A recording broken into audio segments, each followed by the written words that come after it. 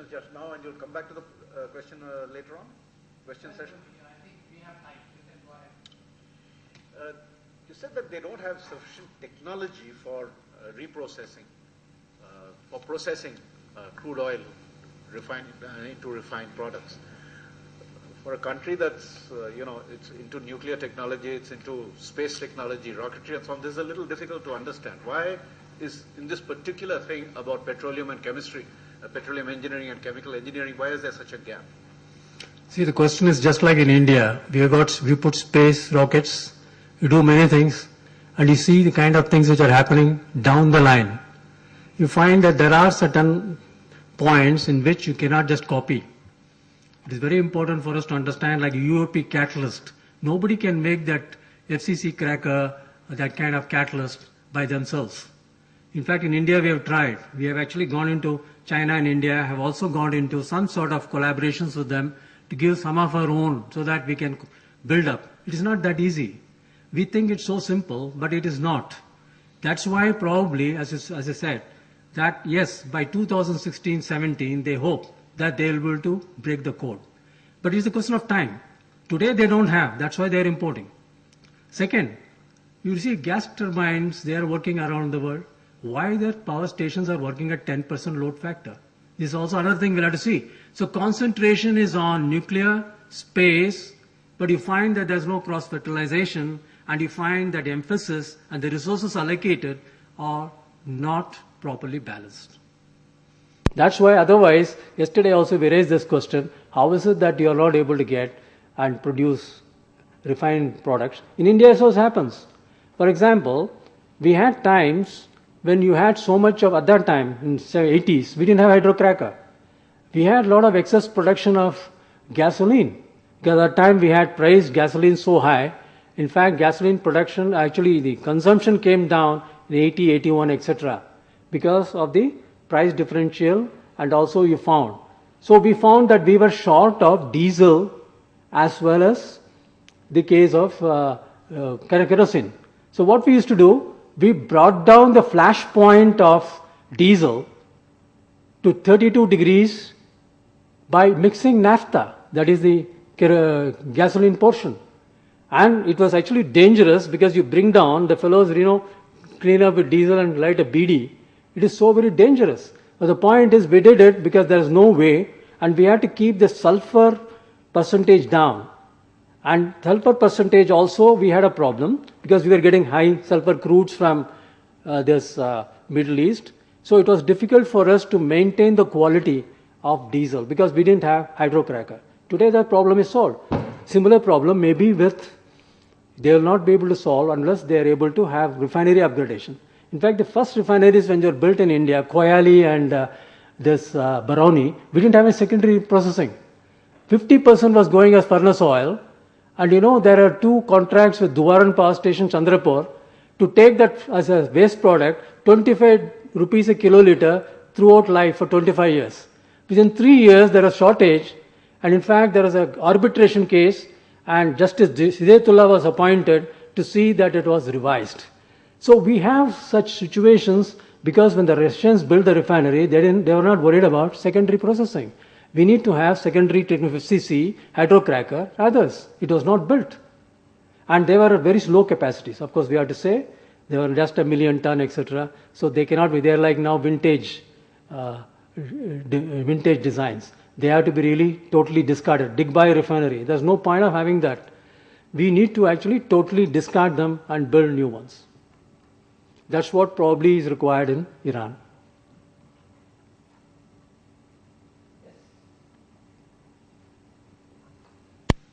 The numbers that you gave about exports from Iran, I found that the absolute numbers are different from the percentages.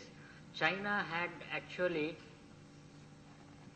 increased from 426,000 billion barrels a day to 543 in 2011. Percentage may have come down, but the absolute numbers have gone up. Likewise, I think Japan also, sorry, not Japan, Japan has come down 382 to 341. Yeah. India has come down 345 to 328. Yes. But China has actually gone up.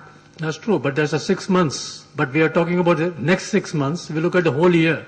Okay. It's only for the 6 Yeah, months. because, we don't get data. Our problem is to get the data in time. But if you look at Bloomberg, or you look at the case of Reuters, mostly Bloomberg and Forbes, you'll get better idea with respect to what's happening today. Because the reason is very clear. China is saying it's against sanctions, but it's slowly working to see how it can weed away from Iranian oil. Second thing, they have got a counter because with the defense sales embargo, they will be selling all the defense equipment to Iran at whatever price. And they have the connection with Kazakhstan and others. They are much more accessible to a Caspian Sea. So you find that what happens over there, I think we need to also keep in mind. So these are still gray areas. Probably we need much more intelligence to understand what's really happening on the ground.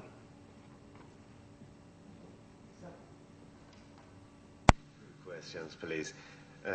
The first question, why America, when it comes for waiving, is discluding India and China? If the aim of the America is just to cut the biggest oil importers of Iran, why it is not behaving the same with Japan, for example? I would like you to kindly explain on that. And then when it comes for pipeline politics, is it really, or was it really, the pricing between, disagreement of pricing between Iran and India, or was it the security concerns? Very bluntly, I put in Pakistan. Sure. Was it the main obstacle? And then the third, if Hormuz Strait is closed, how India concretely will manage its own energy. We know that only in New Delhi alone, 5.5 lakhs of rickshaws and buses and etc. are running with CNG. How India is really going to tackle the problem? Thank you. Surely, I think these are all very important questions, which is said. Why US was waived for Japan, Korea and 10 European countries, not for in China and India? Because they're trying to put pressure on us, it's very clear. And they want to see that we are with them.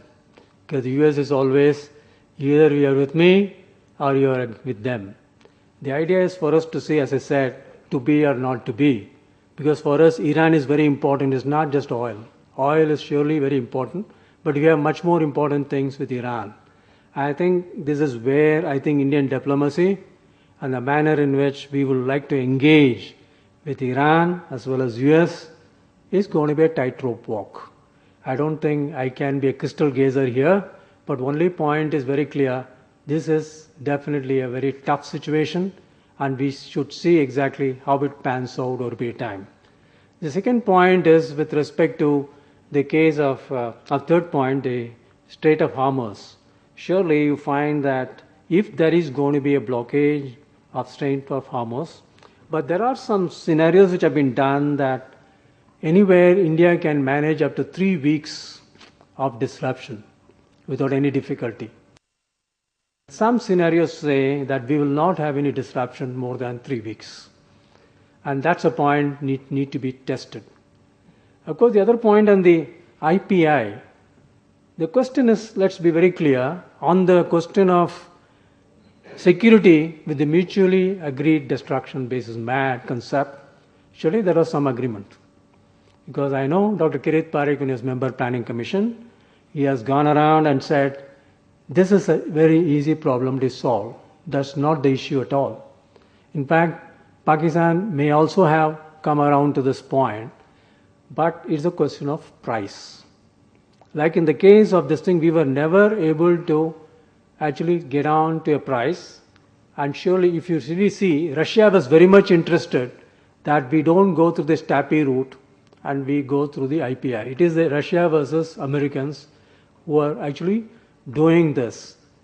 But ultimately, I would put the whole thing on Iran. I think we were coming around security. Security was there, which was the issue earlier. But this type of a thing which was looked at as an alternative, but again on pricing we could never agree. In fact, that is the information I have. Probably we'll have to see exactly whether other things are there and we do not know. One comment on this. In case of Japan and Korea, what the Americans are saying, they've not been exempted totally and forever. Even with India, they're saying, give us evidence that you've begun to diminish. So the Japanese and the Koreans, they're confident that they'll go along with them on the diminishing curve.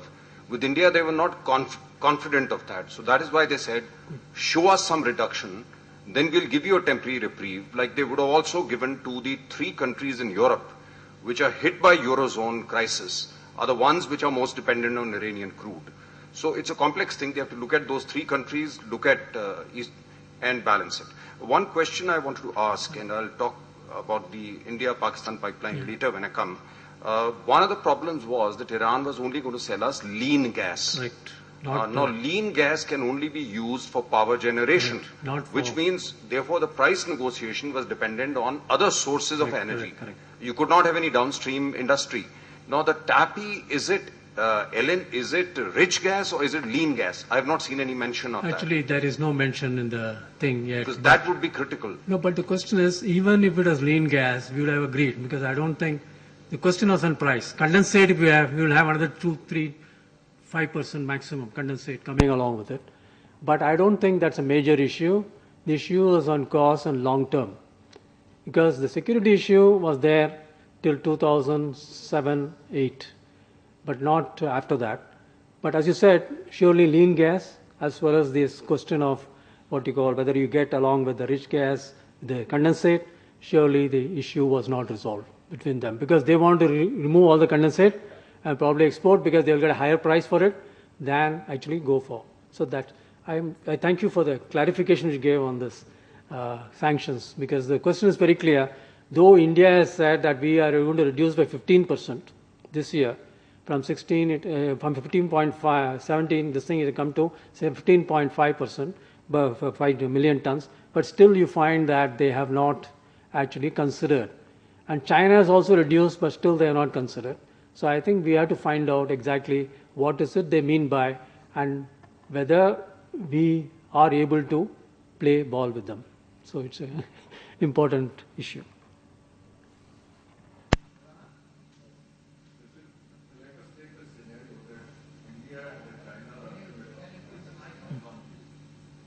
If we just see the scenario, if India and China, they get into sanctions, and say hypothetically, then won't it be hurting the interest of the US itself, in the sense that you will be forcing these countries and Iran going ahead with just new currency to trade?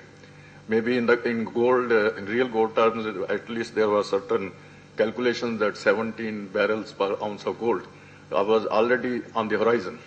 So will the USA give up its desire to continue petrodollar trade rather than giving rise to another type of currency? See, the question is, this was debated even 4 years back when you were in Iran with the track 2. The idea was whether we will be able to divert the fund flow from dollars. At that time, I think from RIS, Mr. Agarwal, I forget his name, he mentioned that why not we have an Asian currency over a period of time, why not we develop that? The question is, gold as a thing which is being talked about today, surely it's worth considering. Probably India and China may work out, because more than India, China has a lot of US debt with them. And in fact, if they go and flood and also do something with the US bond market, US is going to be more vulnerable. In fact, we are quite a pygmy compared to what China can do. So it's important for us to see exactly whether it is turned only against us, but it is against China as well. So it's good for us to see how China is going to react to this. And I don't think that we will be able to do, because we don't have that kind of might, nor the foreign exchange reserves. It's so vulnerable today. So we'll not be able to push the card like the Chinese can do. But it's very important that whether, even earlier, I remember in every year we had discussions to see whether euro will become an alternate way of actually, at that time, we were talking about 2008, And of course, most of us concluded that it is too premature, and we also see the vulnerability of euro today. I think today the global currency, still dollars will continue, but how far, how much we will be able to really get onto a gold standard, or with respect to question of repayment in local currencies, I think this we will have to really take out. China will have no problem of payment to Iran because they will be on what you call yuan, which is quite strong, and they have a good, favorable, positive trade with them, and they can give different supplies. We are not that fortunate. So I think we've got to really see how it will work out.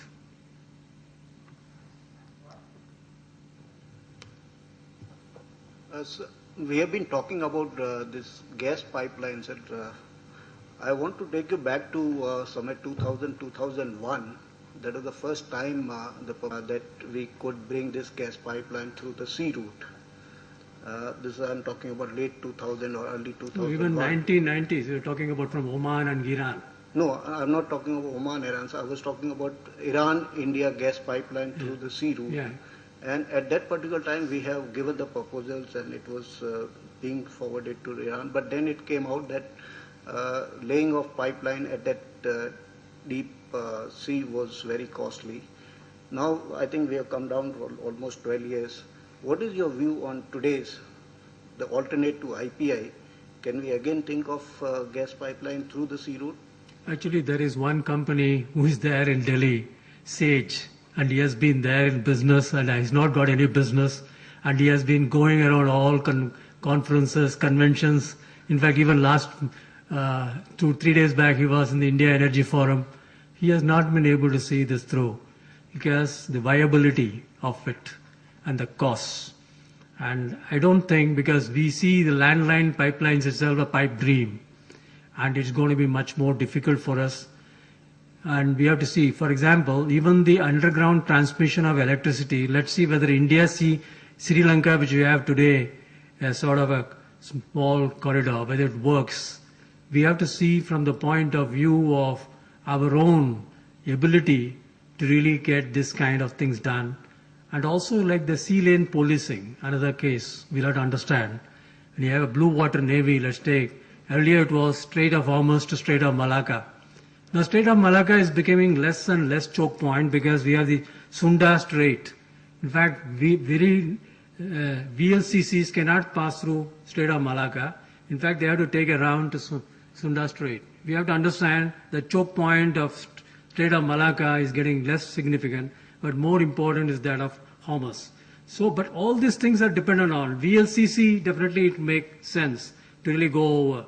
So we've got to see the kind of capacities. Tomorrow we'll have huge LNG tankers, which are going to be of such sizes which cannot go through these kinds of straits. So actually we need to actually find out as to how things will work out. At that point of time, if LNG becomes more tradable, when you have VLCCs and you have gas pipelines, probably you'll have speculation in the volatility of the gas prices will be as much as that of the oil prices, in which case probably undersea pipelines may really work out. But today's economics and today's politics, I don't think it will happen. Having had the fortune to have been ambassador on both sides of the Gulf, because I was in Abu Dhabi and then later in Iran. In Abu Dhabi in the late 90s, early 2000, when there was a project called the Dolphin Project, where the Abu Dhabi ruling families brought gas from Qatar, and we used to discuss with them whether this can be extended to India. At that stage, you're right, technology-wise, it was doubtful because of two factors that you couldn't lay the thing. Firstly, from Oman, it's a very steep escarpment. Suddenly it goes down. And second is the Indus discharge into the Indian Ocean, which carries a huge amount of silt, hundreds of miles into the ocean, which means any pipeline will get buried and you'll have a problem. But today, with the experience with pipelines, and that's what SAGE is saying, pipelines in the Mediterranean, the Blue Stream, and so on and so forth, and robotics, technology is available. I don't know how accurate SAGE's numbers are. They came and met me when I was additional secretary in the ministry, and they look very purposeful because they're talking about $12 billion, about the same as the other pipeline. Another proposal was not a deep water pipeline, but a shallow water pipeline, which means not on the land, running along the coast, because it's very difficult once, even if it is 2 kilometers, 3 kilometers from the coast, for any terrorist, homegrown terrorist to go and blow it up. It needs really training to do that. But the problem is at that stage, by the time these proposals came, Abu Dhabi lost interest in it. And more than that, Qatar lost interest in it. Because the gas prices went up, and that is one of the reasons that Iran became non-cooperative on IPI.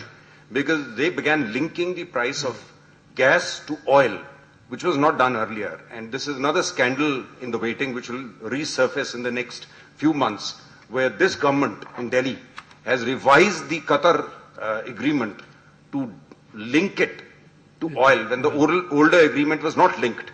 So somebody's done some hocus pocus in that. And this file is, this is another bomb floating around in the petroleum ministry, and one of these days it's going to explode. Because why would you link it to oil if you have a commitment from Qatar over a long period of a separate price? And now, because of US, this whole scheme has come apart.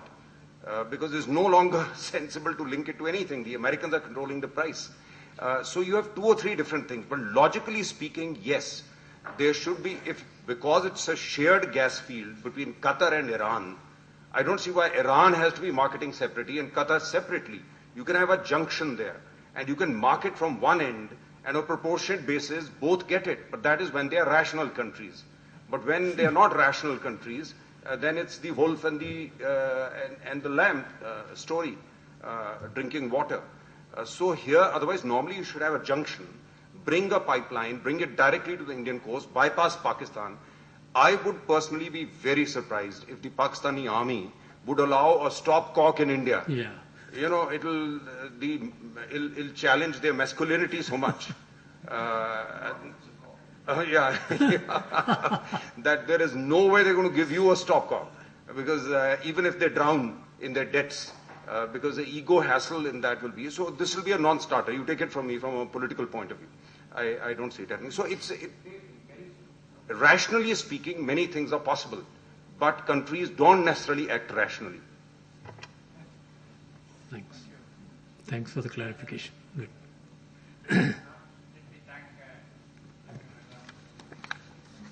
Thank you, sir. Well, now